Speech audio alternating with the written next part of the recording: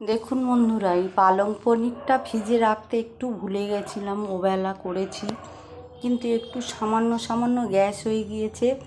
তাহলে তো এটা তো ফেলে দেব না, কিন্তু এটা খাবো। দেখুন কেমনভাবে কি প্রসেসে এটা আবার সেই আগের মতো তৈরি করব। উনুনে কড়া বসিয়ে দিয়েছি, এবার এই কড়াতে এই পালং পনিরটা ঢেলে দেব। দেখুন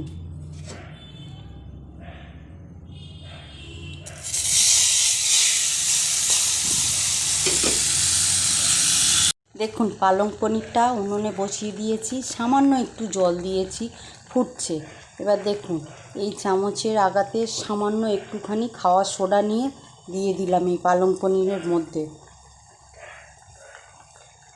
এবার নেড়ে চেড়ে নিয়ে এবারে সব ভালো করে ফুটে যাবে, নেড়ে এবারে নামিয়ে নেব। আগের যে অবস্থায় ছিল আবার সেই স্বাভাবিক অবস্থা হয়ে যাবে।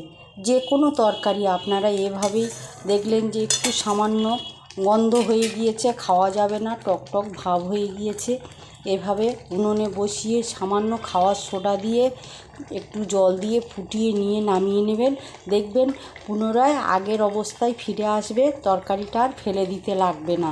যে কোনো তরকারি, মাছ হোক, মাংস হোক, ডিম হোক, যে কোনো তরকারি আপনারা এভাবে করে খেয়ে দেখবেন। দেখবেন তরকারি আর নষ্টও হবে না, বা তরকারি কোনো গ্যাসই থাকবে না, ভাবতে পারবেন না যে তরকারিটা নষ্ট হয়ে গিয়েছিল।